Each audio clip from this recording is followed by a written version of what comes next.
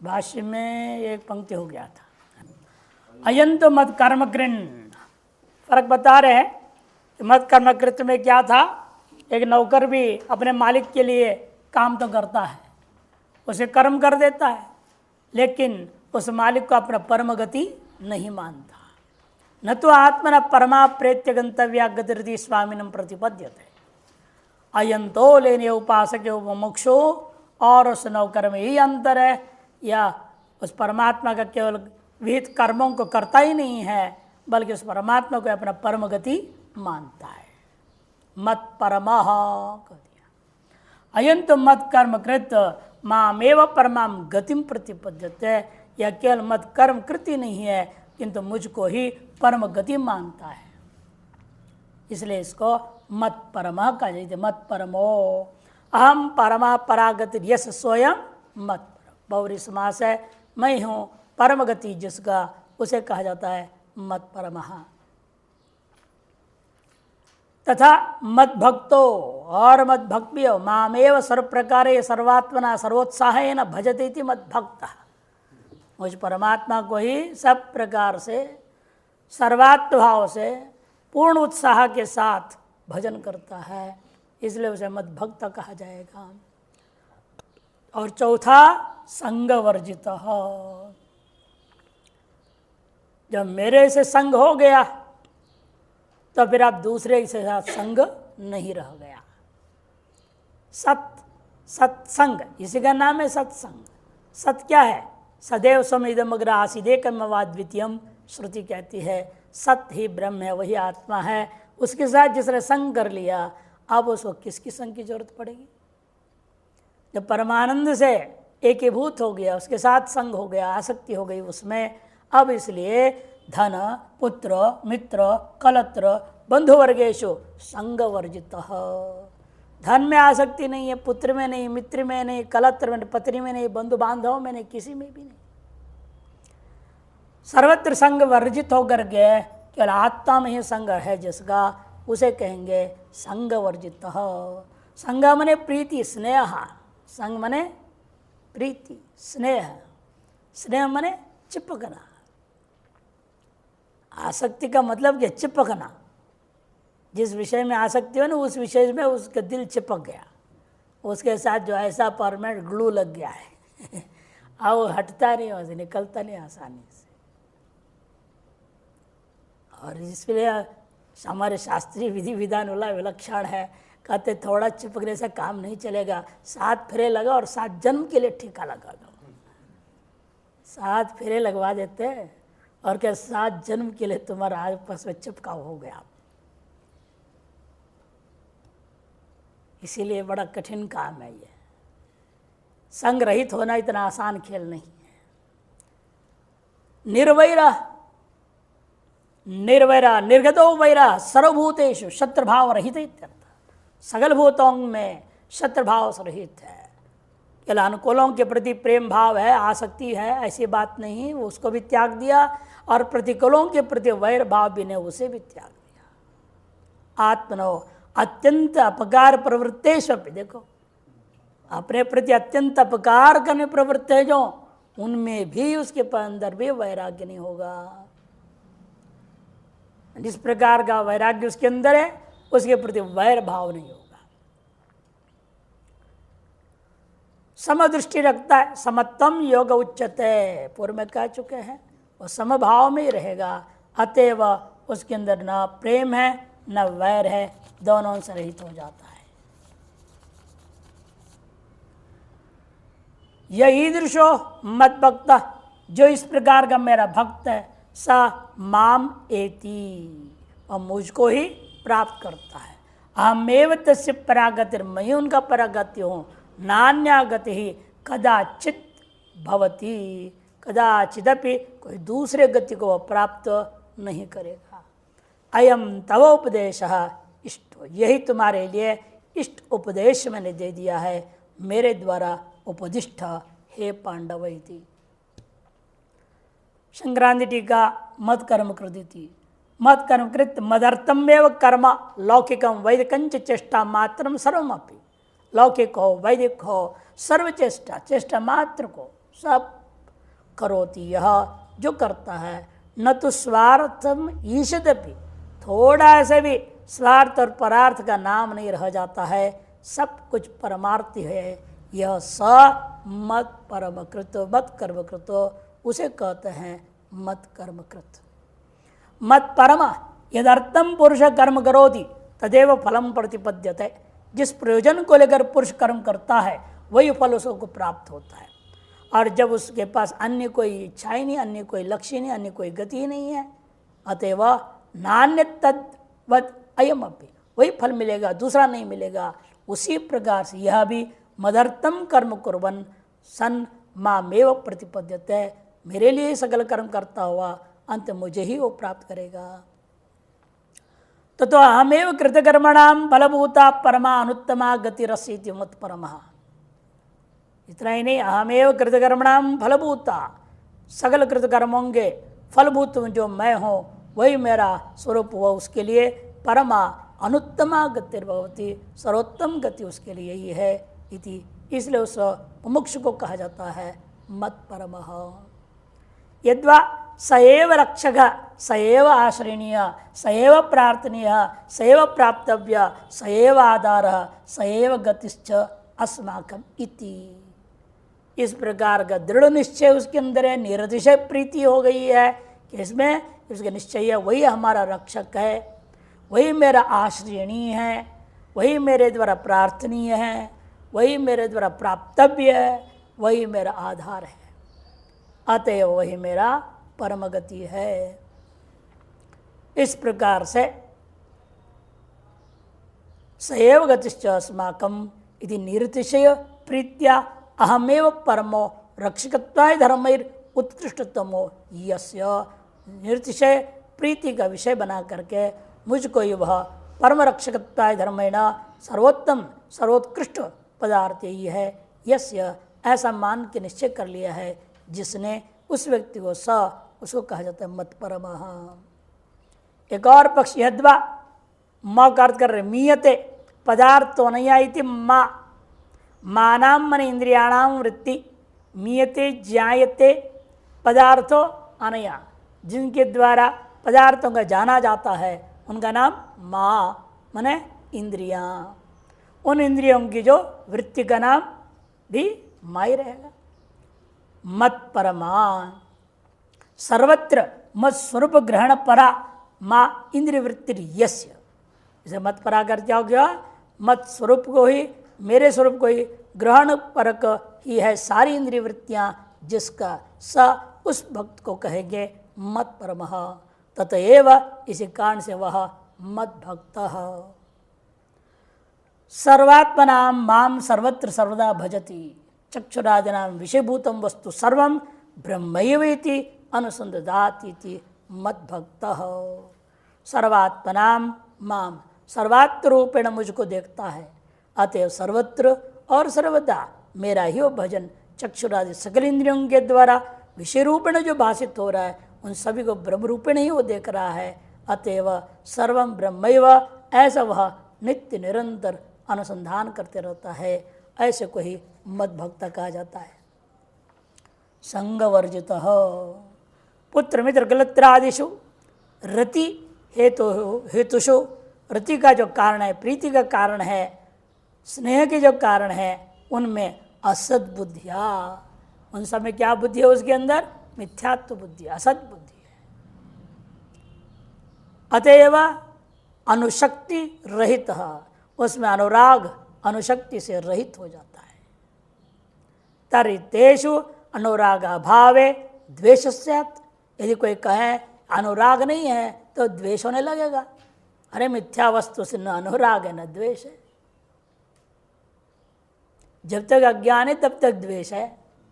जैसे आपको जो है रस्सी में सांप दिख रहा है तो आपको डर लगा और आपके अंदर उसके प्रति द्वेष जगेगा, मारने को तैयार हो जाएंगे। जैसे नज़दीक देखो हो तो रस्सी है, अब क्या उस सर्प के प्रति द्वेष रहेगा? मारेंगे उसको। अपने ही मूर्खता पे हंसी आएगी, अरे कहाँ पागलपन मैंने करा, बेफालतू लठ उठाया, वहाँ ढूंढ ढांड के लाया, मारने को तैयार हुआ है, तो रस्सी था। इसलिए अपने भ्रम के प्रति ही उसके अंदर एक ग्लानि सा हो जाती है, खेद हो जाता है।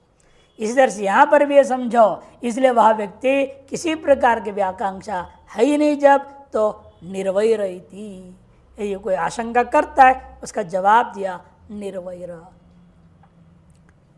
निरासक्त एवं निर्वैर भी है। सर्वभूतेषु स्वस्य उपद्रवकारीषु सत्स्वपि, सर्वभूतों में भी जो जो उसके लिए उपद्रवकारी है उनके विषय में भी निर्वैर, वैरम मन शत्रुत्व बुद्धि सर्वत्र ब्रह्म भावनया सा निर्गता यस्य, सर्वत्र ब्रह्म भावना के द्वारा वह शत्रुत्व बुद्धि भी निर्गत हो चुका है जिसका, उसे कहेंगे स निर्वैर। उपशांत सर्व विकारो यो मुमुक्षु, अर्थात सकल विकारों से रहित उपशांत स्वभाव, उपरति भाव को प्राप्त हुआ पूर्ण रूपेण ऐसा जो मुमुक्षु है स भक्तवर्यो, वह भक्तों में सर्वश्रेष्ठ भक्त है। निर्विशेष ब्रह्म विज्ञानेन आत्म प्रसाद संपन्न, निर्विशेष ब्रह्म विज्ञान के द्वारा अंतःकरण की शुद्धि की पराकाष्ठा को प्राप्त किया हुआ है। अतएव माम परम ब्रह्म एति, वह अंत तो गत्वा, माम मने परम ब्रह्म, उसको एति प्राप्नोति इत्यर्थः। विदेह कैवल्यम प्राप्नोति इत्यर्थः, करें विदेह कैवल्य को प्राप्त करता है, ये इसका अर्थ है। टिप्पण, शास्त्र सर्वस्वम अर्थात सारभूतम अर्थम निःश्रेयसार्थिना यदनुष्ठिम तत्संग्रह पूंजीकृत्य अधिकारुणिको भगवान आह। शास्त्र का जो सर्वस्व है अर्थात शास्त्रों का सारभूता जो पदार्थ है निःश्रेयसार्थी के द्वारा अनुष्ठेय है, उसको संग्रह करके एक पूंजी बना करके भगवान अतिकारुणिक जो भगवान है वह कहते हैं। मत कर्म कृत इत्यादि कर्म मुक्ति फलम अभिदता तत्पदार्थवाच्योर्थो व्याख्याता, फल कर्म मुक्ति रूपे फल को कथन करता हुआ तत्पदार्थ के द्वारा वाच्य जो है उसको भी यहाँ व्याख्यान कर दिया गया। हे पांडव इति संबोधनेन ज्ञापेति च, और हे पांडव संबोधन के लिए अभी ज्ञापन कर रहे हैं। मत पितृभामापत्यत्वाद अति स्नेह विषयास्पदस्त्वत् वद यह कोपि, क्या तुम ही मेरा प्रिय हो ऐसा नहीं, तुम तो मेरे पिता के जीजा के बेटे हो इसलिए अति स्नेह का विषय हो। यथा उसी प्रकार से जो कोई भी मेरा प्रिय हो जाता है सोपि मुच्यतैव, वह भी अवश्य क्रम मुक्ति को प्राप्त होगा ही। सद्यो मुक्ति प्राप्त हो या ना हो, क्रम मुक्ति तो अवश्य प्राप्त हो जाएगा। अध्याय सार, देवैरपि सुदुर्दर्शम तपोज्ञानादिकोटिभिः भक्ताय भगवानेवं विश्वरूपम अदर्शयत्। देवताओं के द्वारा भी जो सुदुर्दर्श है, तप ज्ञान आदि करोड़ों वर्ष करने के बाद भी जिन्हें प्राप्त नहीं हो पाता, वह भगवान अपने भक्तों के लिए उस विश्वरूप का दर्शन करा देते हैं। चिदानंदे यत्रादित्य जनर यक्षासुरयुतम विभातं त्रैलोक्यम सति भवति नाश्चर्यजनकम अनंतांडाधारे तमजम अजरात्मानमृतम शिवं कृष्णं वंदे निखिल हृदिगम द्रष्टुम अभयम। चिदानंदे सभी के अपने चिदानंद स्वरूप में, जहाँ पर अदिति से पैदा हुए सकल देवी देवता नर यक्ष राक्षस असुर आदि से युक्त स्वरूप है। विभातम त्रैलोक्यम, त्रैलोक्य का भान जिसमें होता है। सती भवती, ऐसा रहते हुए जो अनुभव में आता है, इसमें कोई आश्चर्यजनक नहीं है। यह न आश्चर्यजनकम, क्यों कि अनंत ब्रह्मांड का वह आधार चिदानंद है। अपना चिदानंद आत्मस्वरूप कैसा है, एक ब्रह्मांड नहीं है, यहाँ अनंत ब्रह्मांड आपके हृदय के अंदर कल्पित है। इन बार एक आपके अभिष्ट दिखाई देता है, बाकी सब गौण हो जाते हैं। जैसे सपने में रोज नए नए ब्रह्मांड दिखाई दे देते हैं। वो कहाँ से आ गए, जो यहाँ कभी देखे ही नहीं थे, वो भी आ जाते कि नहीं आ जाते। कहते वो सब अंदर में ही थे, लॉकर में बंद थे, अब खुल गया लॉकर दिखाई देने लगता है। लॉकर खोलो, जो चाहे सो देख लो, सब अंदर में पड़े हैं। इस अनंत ब्रह्मांड के अंतर्गत परिदृश्यमान यह जगत, ये अपने आप निकलता था इस वाणी से, पता नहीं क्यों ऐसे निकलता था। पहली बार प्रवचन में एक जगह कहा, फलौदी में 1985 में हमको पहली बार मंडलेश्वर जी ने अपने यहाँ के महात्मा के साथ बोलने का मौका मिला। तो वहाँ बोला तो बोलते पता नहीं कैसे मुल्क से निकल गया ये बात। स्वांतर परिकल्पित अनंत ब्रह्मांडांतर्वर्ती परिदृश्यमान यह जगदांतर्गत राजस्थान के भूमंडल के अंतर्गत विराजमान फलौदी ग्रामस्थ वेद भवन अंतर्गत विद्यमान आप सभी को मेरा ओम नमो नारायण। ये कहा तो सब लोग सुनते रहे, क्या बोल रहा है। और वो बात बाद में अंत तक सिलसिला बना रहा, अंत तक सब प्रवचन में आता था। हम ही को आश्चर्य होती थी कैसे बोल रहा है, कौन बोल रहा है अंदर से।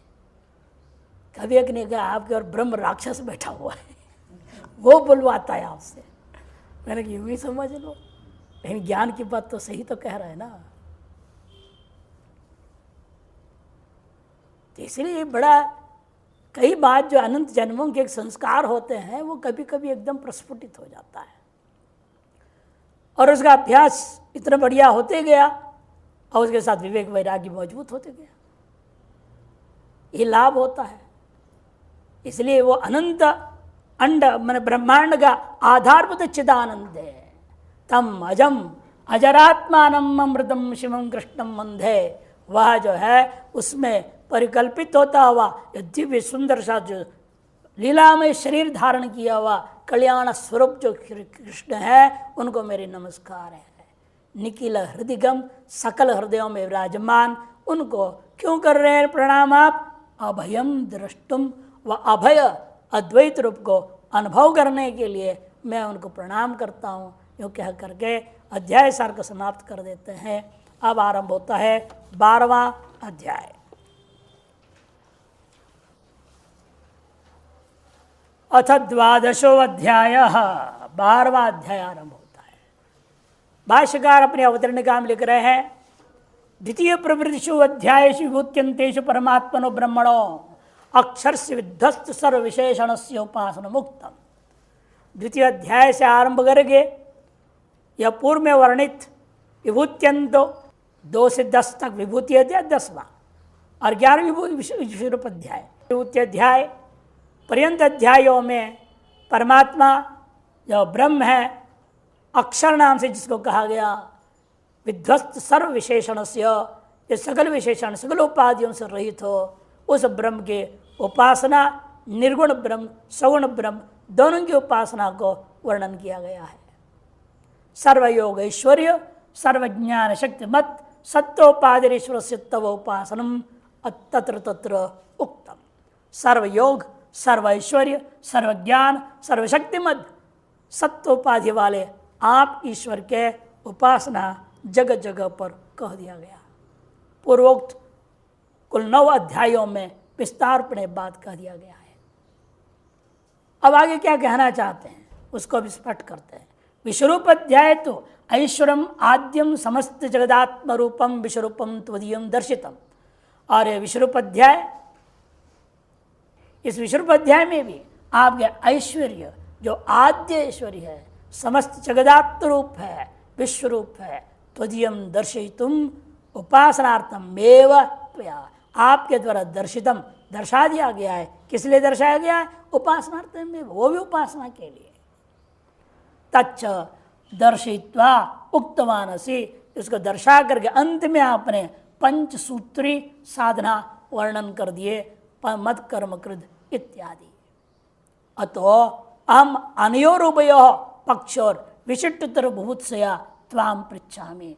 इसे इन दोनों पक्षों में से कौन सा उपासक श्रेष्ठ है? सगुण उपासक श्रेष्ठ है विश्वरूप का, या निर्गुण ब्रह्म उपासक श्रेष्ठ है? या कहेंगे प्रशंसा में सगुण उपासक की श्रेष्ठ है कि निर्गुण उपासक अधिकारी सभी नहीं होते। सबके बस की बात है ही नहीं। ना हम शक्य हो, बार बार बोले ना, शक्य नहीं है। जब सगुण के ही शक्य ना बोल रहे हैं तो निर्गुण का शक्य कौन बनेगा? इसलिए व्यक्ति को सगुण में प्रवृत्त कराने के लिए सगुण की प्रशंसा करेंगे, स्तुति कर देंगे, ताकि उसे प्रवेश कर जाएगा तो अपने आप उसका हृदय निर्गुण में पहुंच जाएगा। इसलिए इन दोनों पक्षों में से विशिष्टतर कौन है, इसको जानने की इच्छा से मैं तुमसे पूछता हूँ, आपसे पूछता हूँ। इस प्रकार अर्जुन अपना प्रश्न को आरंभ करता है।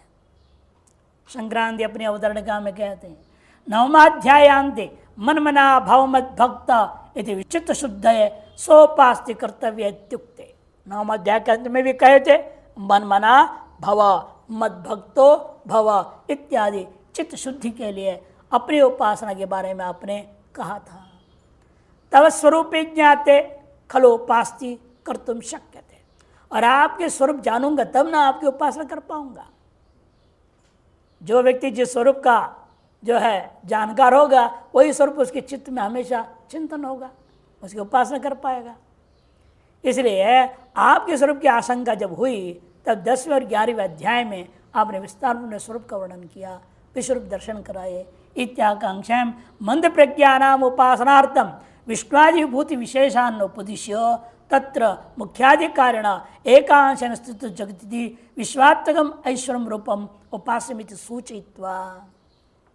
मंद प्रज्ञों को उपासना के लिए विष्णुआदि भूतियों को 10वें अध्याय में विस्तार में वर्णन किए, और 11वें अध्याय के भूमिका के अंत में का 10वें अध्याय में एकांशीन स्थितो जगत, उस विश्वरूप मेरे एक अंश में स्थित है, यूँ कह करके विश्वात्मकम ऐश्वरम रूपम उपास्यमिति सूचित्वा, यह वही उपास्य है वास्तव में, यह संकेत करके यदि तद्रूपम मुक्षु उपासनीयम, वह यह जो विश्वरूप जब मुमुक्षुओं की जो उपासनीय है, तद हम पश्येयम, वह मैं देखना चाहता हूँ। ऐसा अर्जुन ने जब प्रार्थना की, प्रार्थितवते अर्जुनाय तद्दर्शित्वा, उस विश्वरूप का दर्शन करा करके मम एतद्रूपम उक्त साधन संपत्ति यह समुपासते, मेरे यह रूप को उक्त साधनों से संपन्न होकर के जो सम्यक उपासना करता है, स ज्ञानेन कैवल्यम परम पुरुषार्थम प्राप्नोति इति सोपास्तर महाफलवत्तम प्रतिपाद्यो।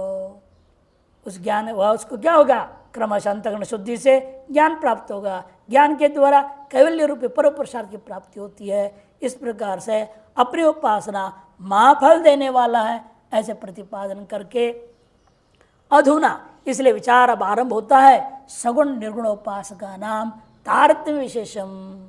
सगुण और निर्गुण उपासकों में तारतम्य विशेष को जानना चाहता है, इन दोनों में से भी कौन उत्कृष्ट है।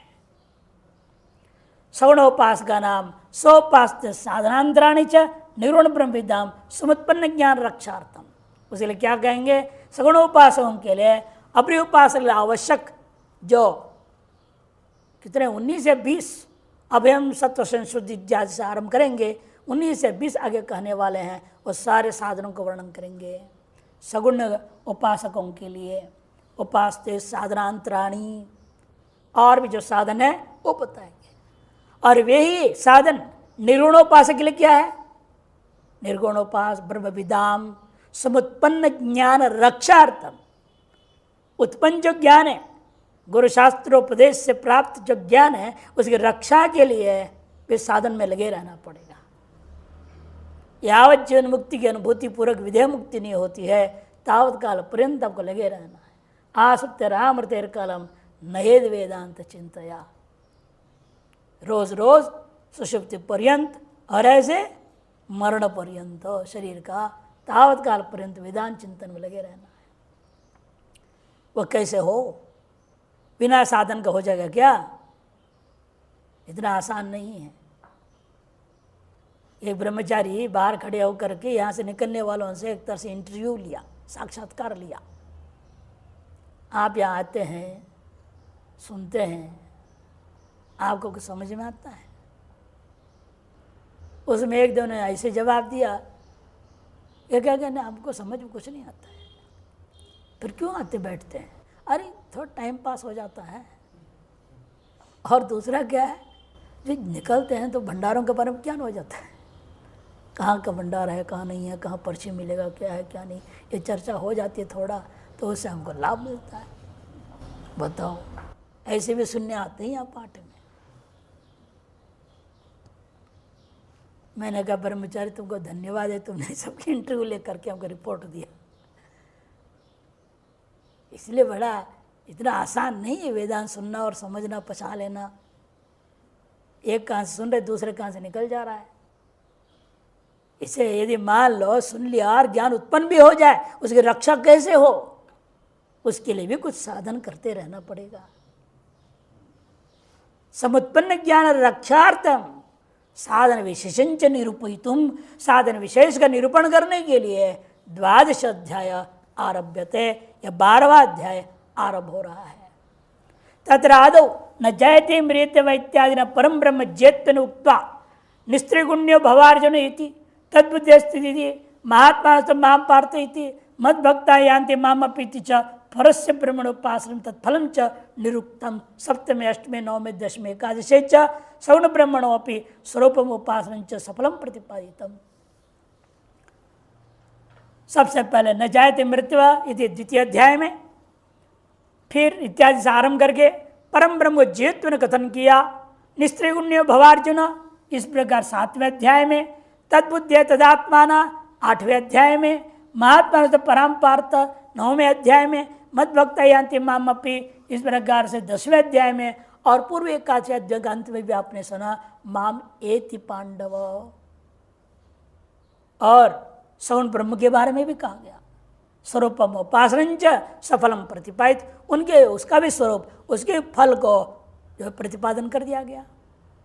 तदेतद् रूपद्वयं श्रुत्वा अथवा या सगुणोपासना निगुणोपासना दोनों का फल अंत तो गत्वा परम पुरुषार्थ मोक्ष ही है। यह बात सुनने के बाद अब अर्जुन के मन में आता है इन दोनों में भी सरल कौन है, और आज के लोगों के दिमाग में हमेशा रहता है शॉर्टकट कौन सा है। इसलिए जीपीएस का अनुसंधान हो गया और जीपीएस डालते हैं, इसमें कौन सा रोड जाम है, यहाँ कौन सी भी दूसरा शॉर्टकट है, सब देख लेते हैं और फंस जाते हैं। लेकिन वो आज भी जीपीएस भी फेल हो गया, ठग देता है, वो भी कहाँ से कहाँ पहुँचा देता है। अब एक आदमी आ रहा था ना, आपको पता था ना, उसने जीपीएस से चला, वो नरेंद्र नगर तक पहुँच गया। अरे जहाँ कैलाश गेट और पहुँचा दिया नरेंद्र नगर जीपीएस ने। तो ये भी ठगने लगे हैं, इसलिए सावधान रहना पड़ेगा।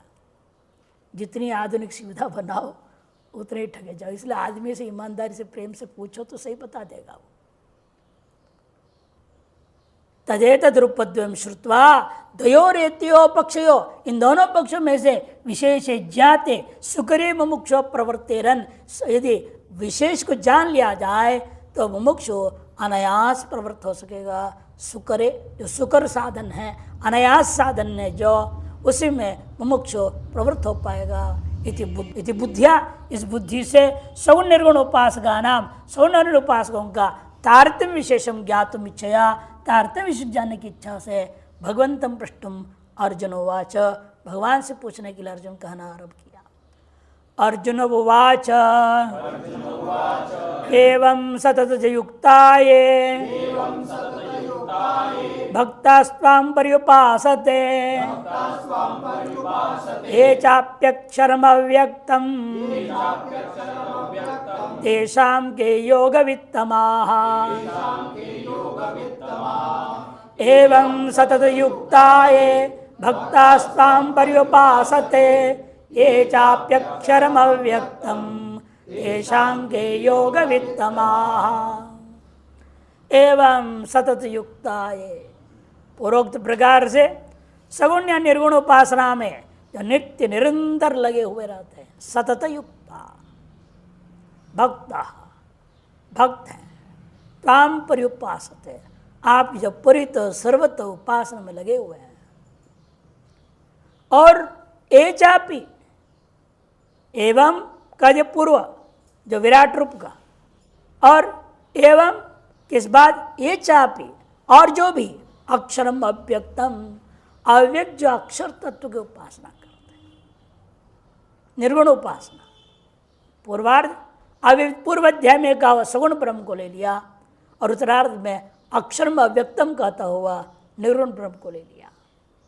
इन दोनों में से तेषा के योग वित्तमा, जो समाधि को जान करके उससे सर्वोत्कृष्ट सरलतम साधन करते हुए लक्ष्य को पाने वाले कौन है बताइए।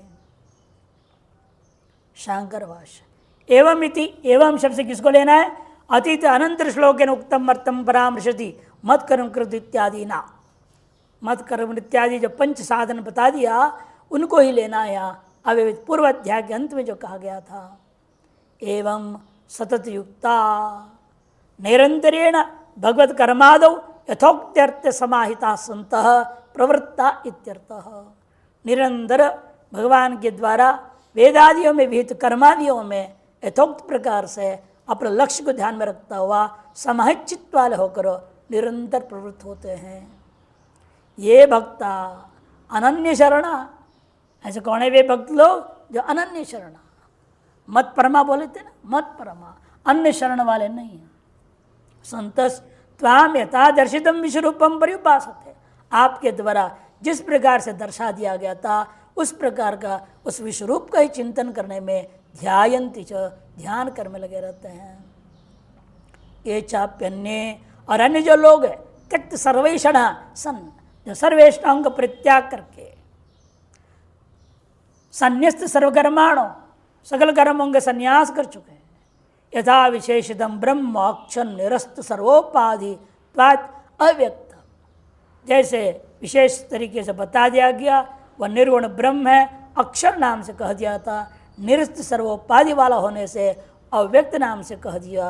अकर्ण गोचरम, जो कर्ण का विषय नहीं, यथो वाचो निवर्तन्ते, अप्राप्य मनसा सहज कहा दिया गया था।